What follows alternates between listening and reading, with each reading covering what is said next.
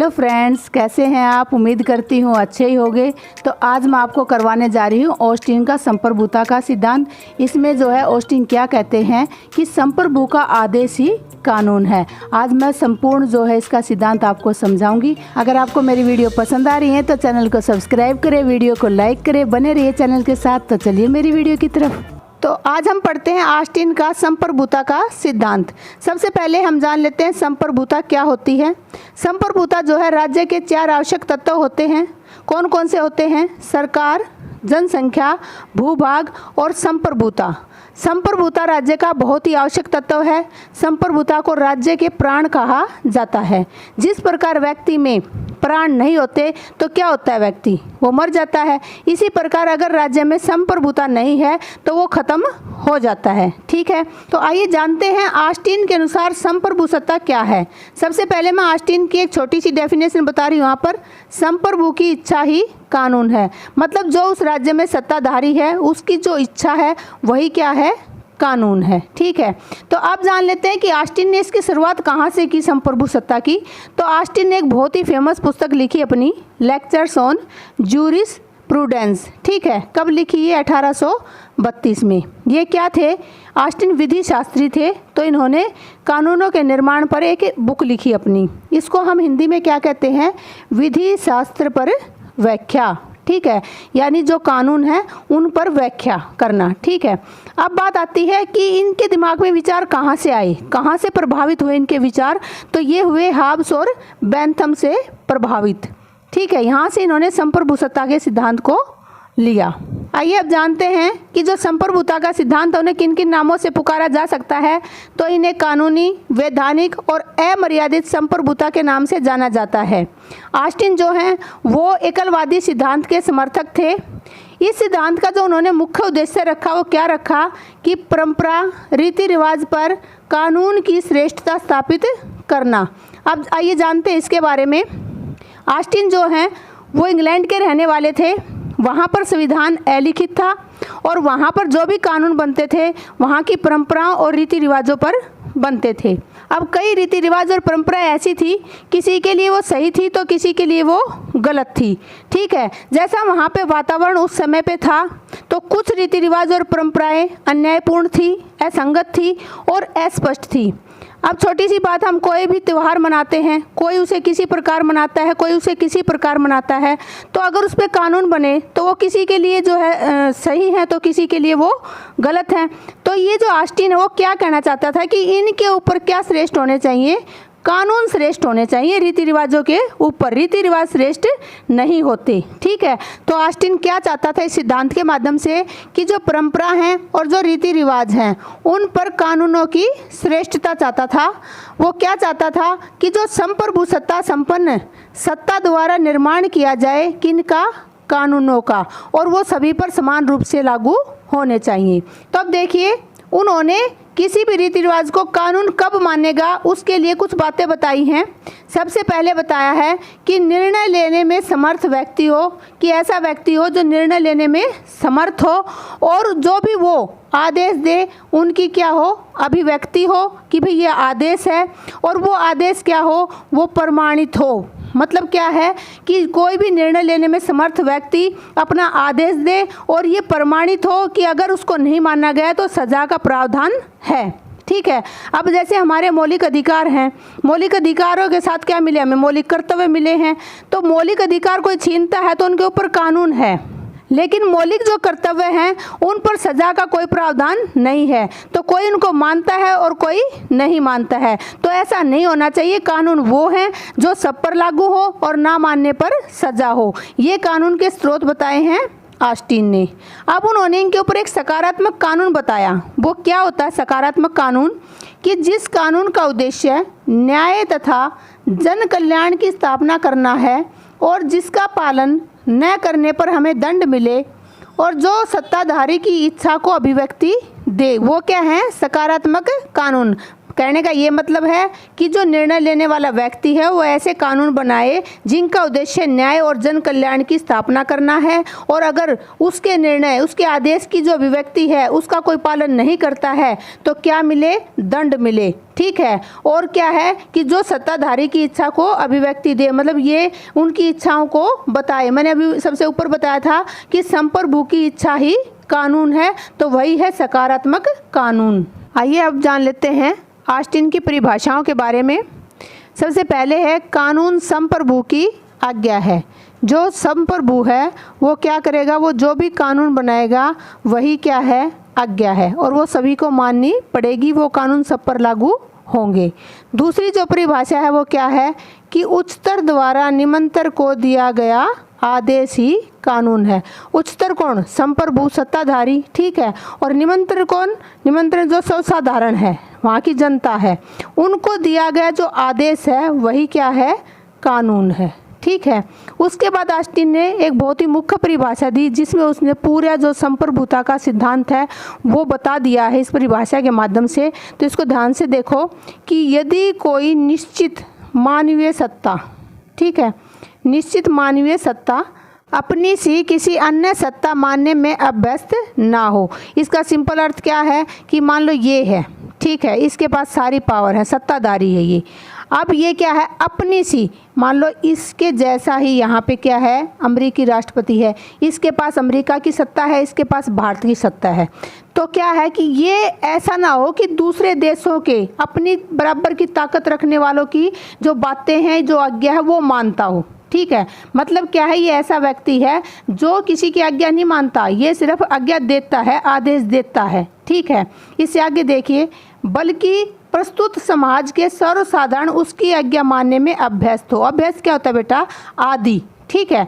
बल्कि ये जो आदेश देता है, जो आज्ञा देता है, ये जो सर्वसाधारण है, ये उस आज्ञा को मानने के आदी हो कि बस इसने आज्ञा दे दी और ये बिना सवाल उठाए उसको मान ले। ठीक है। आगे है, इस मानवीय सत्ता को उस समाज में संप्रभुताधारी कहते हैं।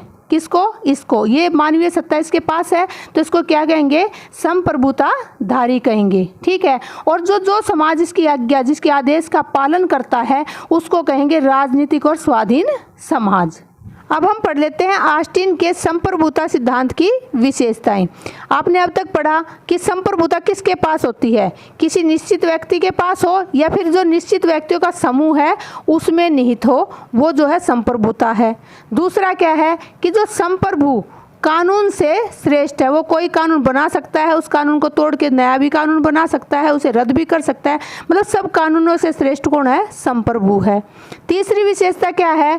आज्ञा का स्वतः एवं स्वाभाविक पालन। जो सर्वसाधारण है वो उसकी आज्ञा का स्वयं और या स्वाभाविक रूप से पालन करने वाला होता है। संप्रभुता सर्वोच्च होती है। संप्रभुता क्या होती है? सबसे सर्वोच्च होती है। मैंने आपको बताए थे राज्य के आवश्यक तत्व, उनमें सबसे सर्वोच्च क्या है? संप्रभुता होती है। संप्रभुता नहीं तो राज्य नहीं है, यानी राज्य से सर्वोच्च क्या हुई? संप्रभुता। संप्रभुता आंतरिक एवं बाह्य दोनों दृष्टि से असीमित है। मतलब क्या है कि संप्रभुता देश के अंदर भी चलती है, ठीक है, और देश से बाहर भी चलती है। संप्रभु जो होता है उसके अनुसार वो कैसे संबंध बाहर रखना चाहता है, कैसे नियम वो देश में बनाना चाहता है, तो ये सारी चीज़ें जो हैं वो क्या है? असीमित है, इन पे कोई भी लिमिटेशन नहीं है। आगे क्या है कि सार्वभौम और स्थायी। जो संप्रभुता है वो क्या होती है? सार्वभौम। जितना बड़ा राज्य है, जो उसका क्षेत्रफल है, जहाँ तक राज्य है वहाँ तक जो है ये लागू होगी। और क्या है? ये स्थायी है। क्या होगा? कई बार जैसे सरकार बदल जाती है तो सरकार बदलेंगी, पावर नहीं बदलेगी। ठीक है। ये क्या है? ये स्थायी है। अब नरेंद्र मोदी जी हैं, इनके पास सत्ता है, आगे 5 साल के बाद अगर कोई दूसरा आ जाएगा तो उसके पास चली जाएगी संप्रभुता। संप्रभुता क्या है? स्थायी है। सरकार जाएगी, संप्रभुता नहीं जाएगी। आगे है संप्रभुता निरंकुश और अविभाज्य है। मतलब क्या है? ये निरंकुश है, ये अपने नियम स्वयं बनाते हैं, उनको लागू करते हैं और उनकी आज्ञा की अवहेलना कोई कर नहीं सकता। ठीक है।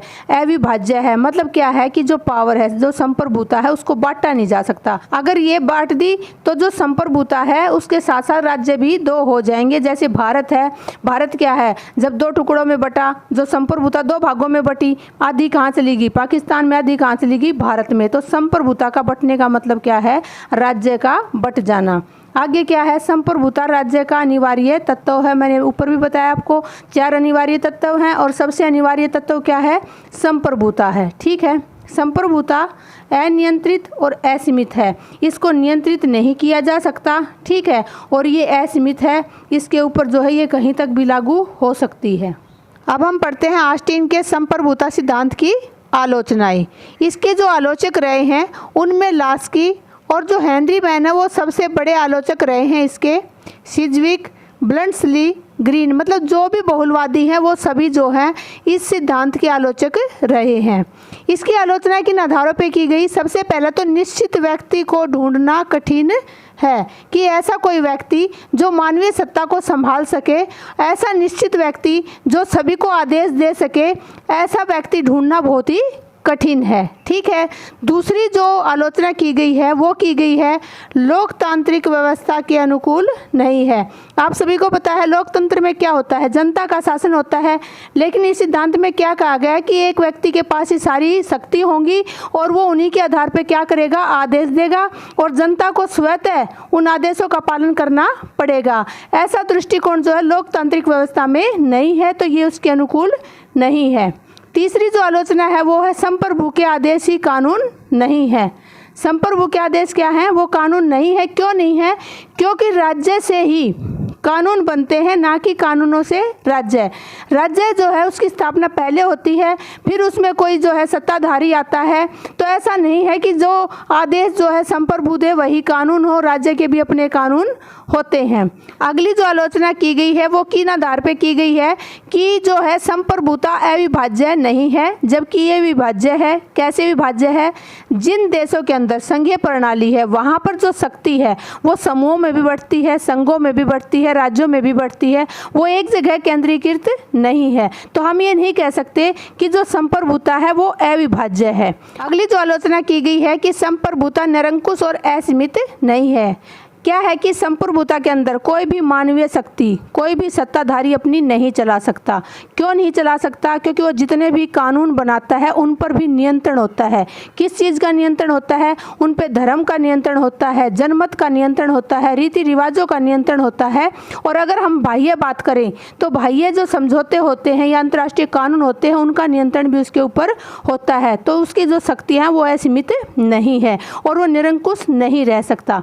अगला है शक्ति को अत्यधिक महत्व। इस सिद्धांत में शक्ति को बहुत महत्व दिया गया है। सभी कुछ जो है अगर देखा जाए तो सब कुछ शक्ति को बना दिया है, शक्ति को ही महत्व दिया है।